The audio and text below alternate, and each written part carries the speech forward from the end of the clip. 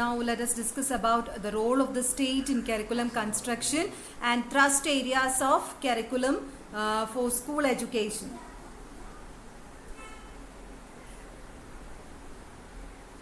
ആദ്യത്തെ സ്റ്റേറ്റ്മെന്റ് നോക്കൂ. Curriculum is A heart of education and education is the heart of the nation.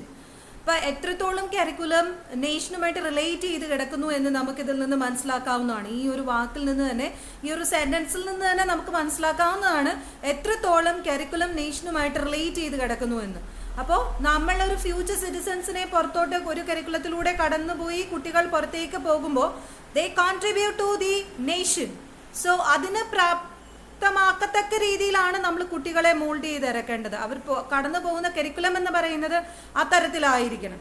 അപ്പോൾ ശരിക്കും Indian education എന്ന് പറയുന്നത്, ഇന്ത്യയിലെ എഡ്യൂക്കേഷൻ എന്ന് പറയുന്നത് കൺകറന്റ് ലിസ്റ്റ് ഓഫ് ദ കോൺസ്റ്റിറ്റ്യൂഷനിലുള്ളതാണ്. കൺകറന്റ് ലിസ്റ്റ് എന്ന് പറയുമ്പോൾ അവിടെ സെന്ററിനും സ്റ്റേറ്റിനും ഈക്വൽ പാർട്ടിസിപ്പേഷൻ ആണ് ഉള്ളത്. എഡ്യൂക്കേഷനിൽ സെന്ററിനും സ്റ്റേറ്റിനും ഈക്വൽ പാർട്ടിസിപ്പേഷൻ ആണ്. അത് പ്രൈമറി ലെവൽ തൊട്ട് അതുപോലെ യൂണിവേഴ്സിറ്റി ലെവൽ വരെയുള്ള എഡ്യൂക്കേഷൻ്റെ ഒരു പാർട്ടിസിപ്പേഷൻ സെന്ററിനും സ്റ്റേറ്റിനും ഈക്വൽ ആണ്. നിങ്ങൾക്കറിയാവുന്ന കാര്യമാണ്. അപ്പോൾ ശരിക്കും സെന്ററിൻ്റെ പോളിസീസ്, നമ്മൾ educational policies, decision making policies state implement ചെയ്യുന്നു. അപ്പോൾ ഇത് നാഷണൽ ഇൻസ്റ്റിറ്റ്യൂഷൻസ് ആയ UGC, NCERT, അതുപോലെ KEIB, ഇവർക്ക് കരിക്കുലം ഡെവലപ്മെന്റിൽ ഇവർക്കൊരു ഹയർ പവർ ഉണ്ട്. And they guide in the curriculum development. നമുക്ക് സ്റ്റേറ്റ് ഇൻസ്റ്റിറ്റ്യൂഷനായ SCERT ഡയറ്റ് ഒക്കെ നോക്കാം. നമ്മൾ ടെക്സ്റ്റ് ബുക്ക് എടുക്കുമ്പോൾ ടെക്സ്റ്റിൽ നമ്മൾ കാണാറുണ്ട്, സ്കൂൾ കരിക്കുലത്തിൽ അല്ല സ്കൂൾ ടെക്സ്റ്റ് ബുക്സിൽ നമ്മൾ SCERT എന്ന് നമ്മൾ SCERTയിലൂടെ എന്താണ് SCERT ഡയറ്റ് ഇങ്ങനെയുള്ള സ്റ്റേറ്റ് ഇൻസ്റ്റിറ്റ്യൂഷൻസ് നാഷണൽ ഇൻസ്റ്റിറ്റ്യൂഷൻസുമായി ചേർന്ന് പ്രവർത്തിച്ചാണ് കരിക്കുലം, നമ്മളുടെ സ്റ്റുഡൻസിന് വേണ്ടിയിട്ടുള്ള കരിക്കുലം ഡെവലപ്പ് ചെയ്യുന്നതും അത് ഇംപ്ലിമെന്റ് ചെയ്യുന്നതും. അപ്പോൾ ശരിക്കും എന്താണ് സെൻട്രലും സ്റ്റേറ്റ് ഗവൺമെന്റും aims, general objectives, content, learning experience, evaluation ഒക്കെ എങ്ങനെ ആകണം എന്നുള്ളത് അവർക്ക് രണ്ട് കൂട്ടർക്കും വ്യക്തമായ കാഴ്ചപ്പാടുണ്ട്.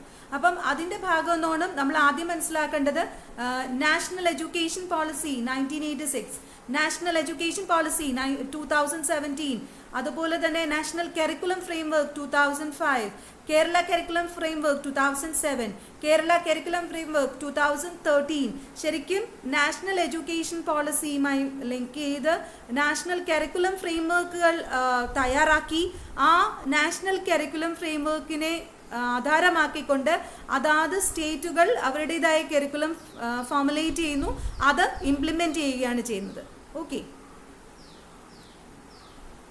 കരിക്കുലം കൺസ്ട്രക്ഷനിൽ 4 ഏരിയാസിൽ സ്റ്റേറ്റിന്റെ ഒരു ഇൻഫ്ലുവൻസ് നമുക്ക് കാണാം.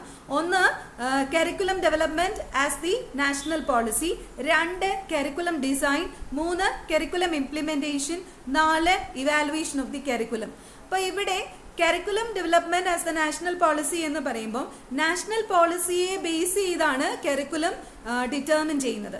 അപ്പോൾ അത് സൊസൈറ്റിയുടെ നീഡ് എന്തോ അല്ലെങ്കിൽ ഫ്യൂച്ചർ ഡിമാൻഡ് എന്തോ, ഫ്യൂച്ചർ സിറ്റിസൻസിനെ എങ്ങനെ ബിൽഡ് ചെയ്യണം എന്നുള്ള ഒരു കാഴ്ചപ്പാട് നാഷണൽ പോളിസിയിലൂടെ ഉണ്ടാവും. അപ്പോൾ അതനുസരിച്ച് സൊസൈറ്റിയുടെ നീഡ് അനുസരിച്ചുള്ള ഒരു കരിക്കുലമാണ് അവിടെ ഡെവലപ്പ് ചെയ്യേണ്ടത്. രണ്ടാമതായിട്ട് അതനുസരിച്ചുള്ള ഒരു കരിക്കുലം ഡിസൈൻ തയ്യാറാക്കേണ്ടതുണ്ട്.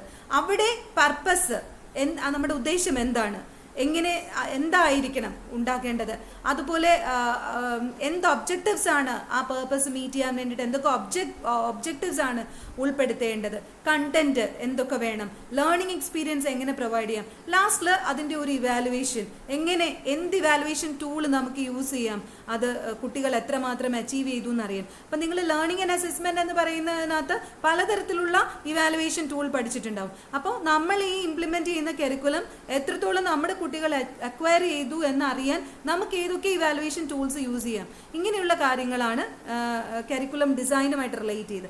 മൂന്നാമത് curriculum implementation. Curriculum national policy ആധാരമാക്കി കരിക്കുലം ഡെവലപ്പ് ചെയ്യുന്നു. അത് ഡിസൈൻ ചെയ്യുന്നു, പിന്നീട് അത് ഇംപ്ലിമെന്റ് ചെയ്യുന്നു, അത് കുട്ടികളിലേക്ക് എത്തിക്കുന്നു.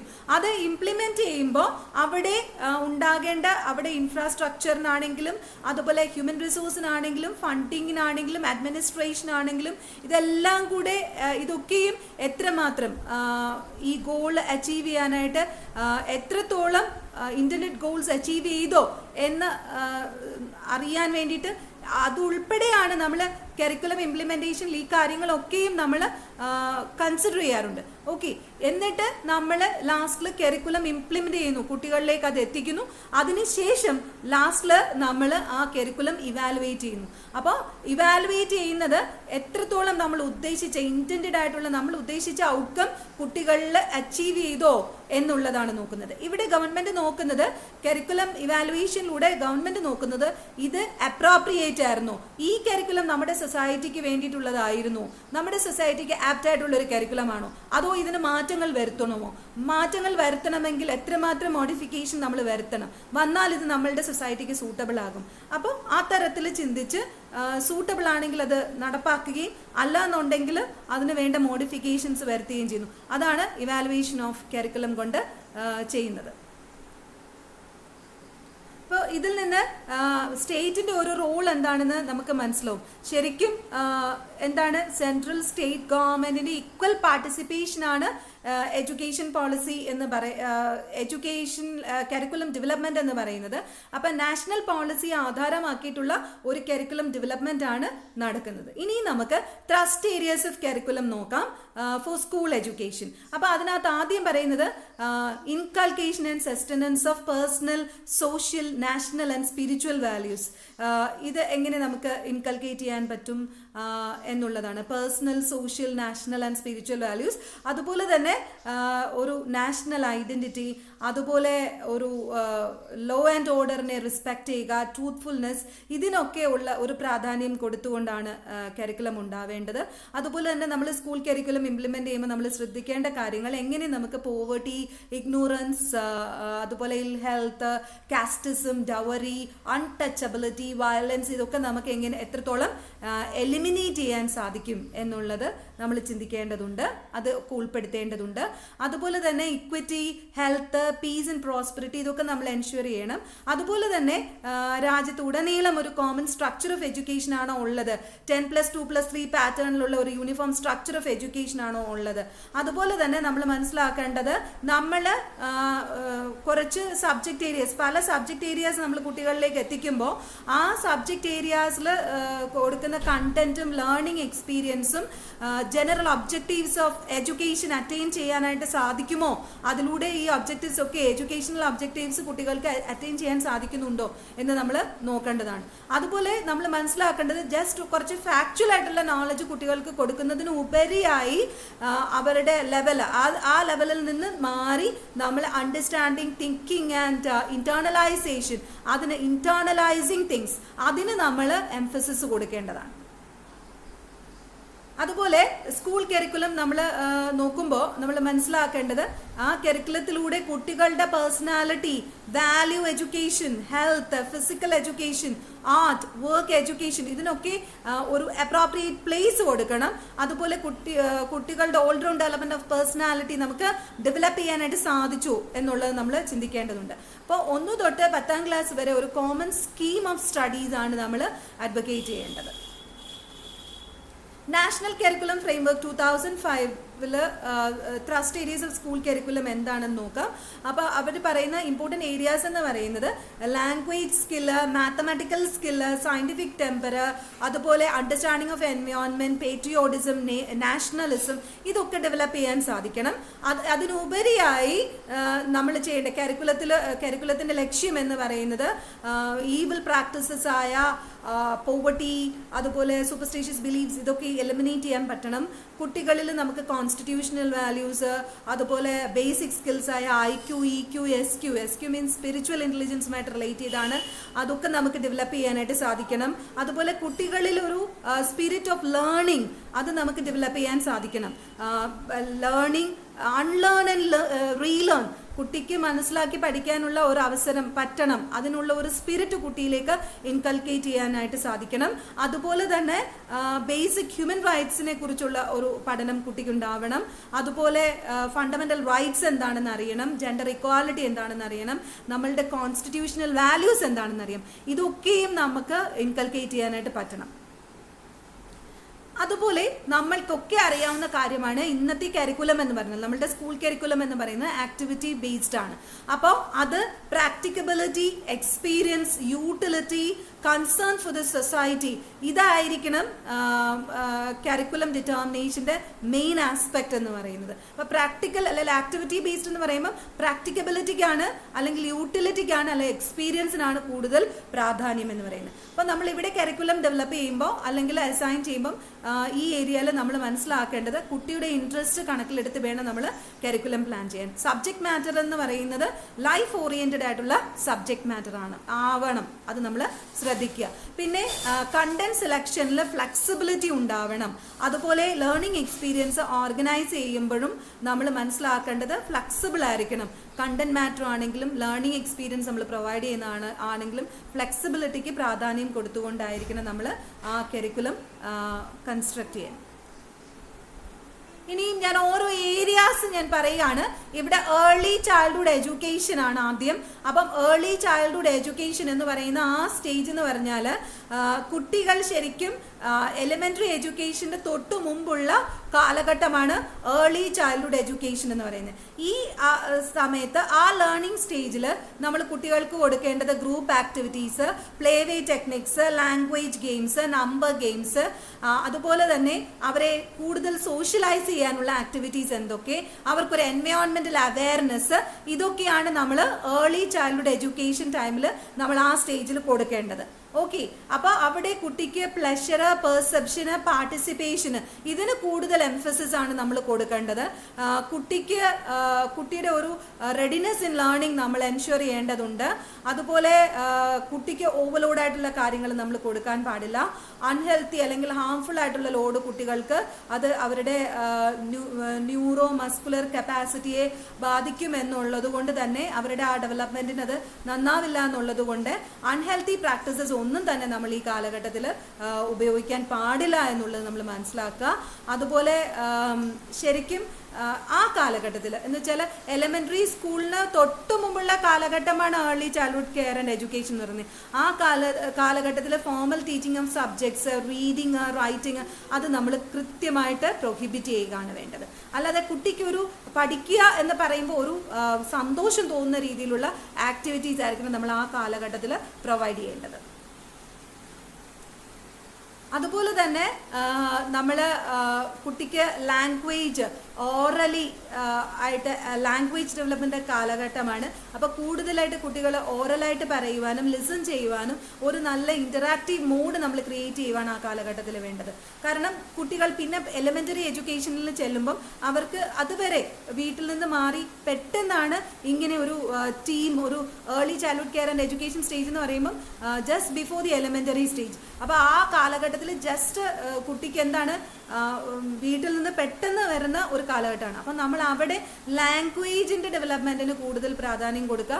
അത് ഓറൽ ഡെവലപ്മെന്റ്, അതുപോലെ കുട്ടിക്ക് ലിസൺ ചെയ്യാനും ഒരു ഇന്ററാക്റ്റീവ് സെഷൻസിനുള്ള അവസരങ്ങളാണ് നമ്മൾ അവിടെ കൊടുക്കേണ്ടത്. അതുപോലെ തന്നെ കുട്ടിയുടെ എസെൻഷ്യൽ സ്കില്ലായ ഐഡന്റിഫിക്കേഷൻ, കമ്പാരിസൺ, അതുപോലെ മാച്ചിങ്, നെയിമിംഗ്, ഡ്രോയിങ്, കൗണ്ടിങ്, ഇങ്ങനെയുള്ള കാര്യങ്ങളൊക്കെയും നമ്മൾ ആ കാലഘട്ടത്തിൽ പഠിപ്പിക്കാവുന്നതാണ്. അതുപോലെ കുട്ടികളിൽ ഒരു സോഷ്യൽ അവയർനെസ് നമ്മൾ കുട്ടികളുടെ ഇടയിൽ നമ്മൾ ക്രിയേറ്റ് ചെയ്യാവുന്നതാണ്. അപ്പോൾ ആ സോഷ്യലൈസേഷനിൽ നമ്മൾ ചിന്തിക്കേണ്ടത് child to child interaction, child and nature interaction, അതുപോലെ തന്നെ ഒരു പോസിറ്റീവ് ആറ്റിറ്റ്യൂഡ്, ഒരു ഹെൽത്തി ഹാബിറ്റ്, ഒരു ഹെൽത്തി സോഷ്യൽ പാർട്ടിസിപ്പേഷൻ, ഇതൊക്കെയും ആ കാലഘട്ടത്തിൽ നമ്മൾ ഡെവലപ്പ് ചെയ്യേണ്ടതാണ്.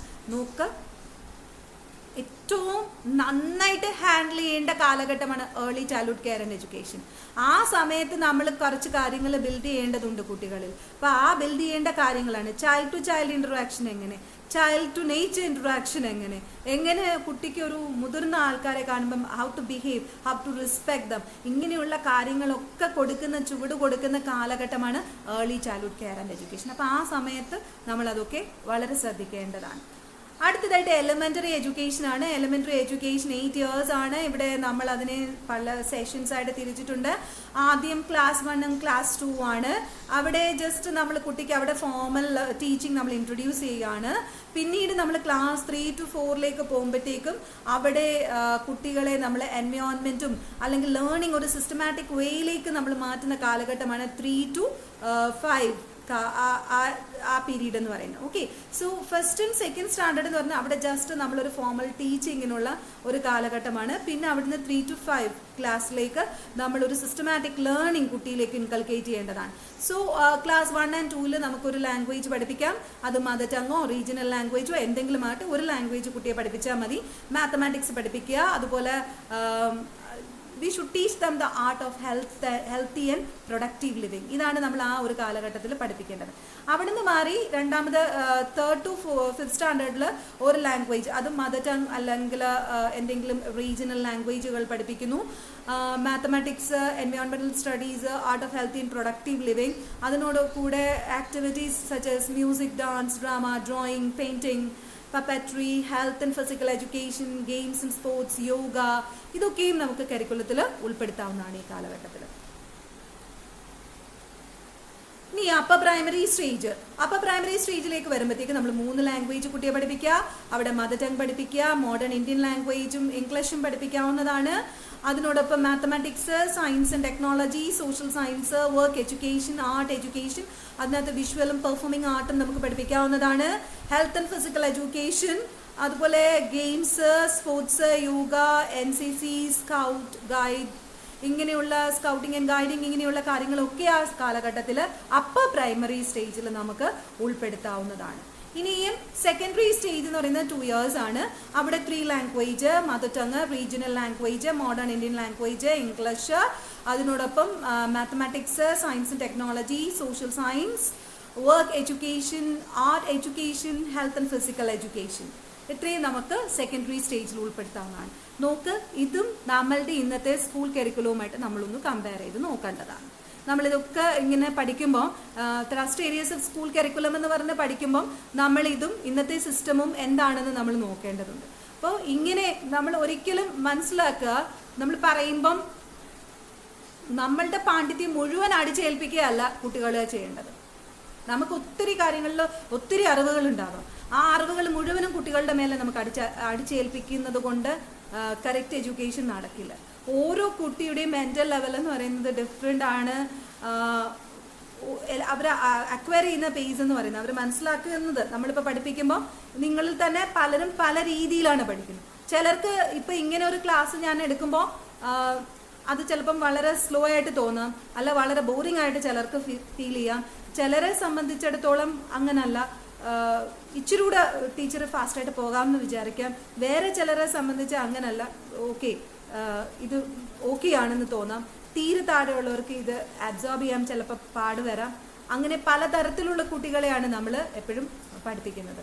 അപ്പോൾ കരിക്കുലം ഡെവലപ്പ് ചെയ്യുമ്പം ആ പ്ലാനേഴ്സ് ഉൾപ്പെടെ ചിന്തിക്കേണ്ടത് പലതരത്തിലുള്ള കുട്ടികളാണ് നമ്മളുടെ സ്കൂളിലുള്ളത്. അപ്പോൾ എല്ലാവർക്കും സൂട്ടബിൾ ആയിട്ടുള്ള ഒരു കരിക്കുലമാണ് എപ്പോഴും നമ്മൾ ഇംപ്ലിമെൻറ്റ് ചെയ്യുന്നത്. അത് ഇംപ്ലിമെൻറ്റ് ചെയ്യുന്ന വ്യക്തികൾ, അത് എഡ്യൂക്കേഷൻ സിസ്റ്റത്തിൽ ഇത് ട്രാൻസാക്ട് ചെയ്യുന്ന വ്യക്തികളാണ് നമ്മൾ.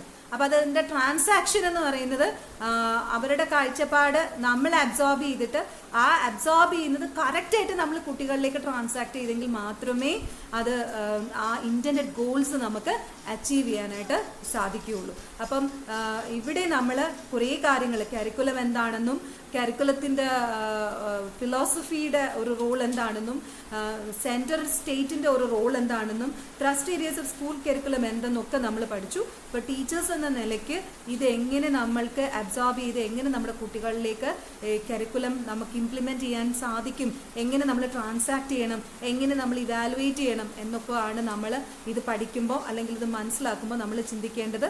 ഇതും നമ്മളുടെ പ്രസൻറ്റ് ഡേ സ്കൂൾ കരിക്കുലമും മറ്റ് കരിക്കുലവുമായിട്ടൊക്കെ നമ്മൾ ജസ്റ്റ് ഒന്ന് കമ്പയർ ചെയ്ത് നോക്കണം.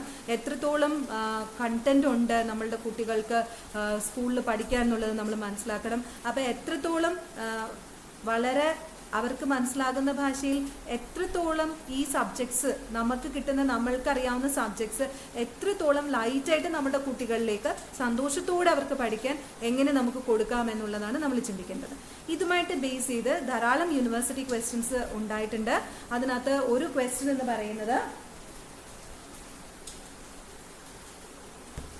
2 മാർക്കിന്റെ ക്വസ്റ്റ്യൻ ആയ explain the role of state in the curriculum construction എന്ന് പറഞ്ഞ തന്നെ ഒരു ക്വസ്റ്റ്യൻ ഉണ്ടായിരുന്നു. അതുകൂടാതെ മറ്റൊരു ആസ്പെക്ട് എന്ന് പറയുന്നത് describe the role of curriculum in effective teaching learning. Effective teaching ലേണിംഗിൽ കരിക്കുലത്തിൻ്റെ ഒരു റോൾ എന്താണ് എന്ന ഒരു ക്വസ്റ്റ്യൻ ഉണ്ട്. അപ്പോൾ അവിടെ നമ്മൾ പറയേണ്ടത് curriculum how curriculum outlines the aim, content, method of education, assessment, evaluation of the learner, ഇതൊക്കെ നമുക്ക് അവിടെ പറയാവുന്നതാണ്. Describe the role of curriculum in the effective teaching learning process എന്ന് പറഞ്ഞ് ചോദിക്കുമ്പം, പിന്നെ റോൾ ഓഫ് ദ സ്റ്റേറ്റ് ചോദിക്കുമ്പോൾ നമുക്ക് ആ റോൾ ഓഫ് ദ സ്റ്റേറ്റ് നമുക്ക് എഴുതാവുന്നതാണ്. ഇത് കൂടാതെ ഒരിക്കൽ ഒരു എസ്സേ ഉണ്ടായിരുന്നു കരിക്കുലവുമായിട്ട് റിലേറ്റ് ചെയ്ത്. ആ എസ്സേ ഇങ്ങനെയാണ്, ക്വസ്റ്റ്യൻ ഇതാണ്: ഡിഫൈൻ കരിക്കുലം. അതിനോടൊപ്പം ചോദിച്ചിട്ടുണ്ട് what are the thrust areas of school curriculum. നമ്മളിപ്പോൾ കേട്ടത് what are the thrust areas of school curriculum, explain the role of the state in the curriculum construction. അപ്പോൾ ഈ ഏരിയ മുഴുവനും അവിടെ ആ എസ്സേയിൽ വരണം. അതിൻ്റെ കൂട്ടത്തിൽ കരിക്കുലത്തിൻ്റെ ഡെഫിനിഷന് നമ്മൾ എഴുതണം. അപ്പോൾ അവിടെ നമ്മൾ ഡെഫിനിഷൻ എഴുതുക, ട്രസ്റ്റ് ഏരിയാസ് എഴുതുക, സ്റ്റേറ്റിൻ്റെ റോൾ എന്താണെന്ന് എഴുതുക. അപ്പോൾ അവിടെ റോൾ എഴുതുമ്പം എന്തൊക്കെ എഴുതാം? നമുക്ക് നാഷണൽ പോളിസി എഴുതാം, curriculum design, curriculum implementation, evaluation of the curriculum. ഈ പറഞ്ഞ കാര്യങ്ങളൊക്കെ തന്നെ നമുക്കതിനെ എക്സ്പ്ലെയിൻ ചെയ്ത് ഒന്നുകൂടെ എക്സ്പ്ലെയിൻ ചെയ്ത് എസ്സേ ആയിട്ട് എഴുതാവുന്നതാണ്. അപ്പം ഇങ്ങനെ ഒരു എസ്സേ ക്വസ്റ്റ്യനും പ്രീവിയസ് ഇയറിൽ ഉണ്ടായിരുന്നു. Okay, so thank you. Learn well.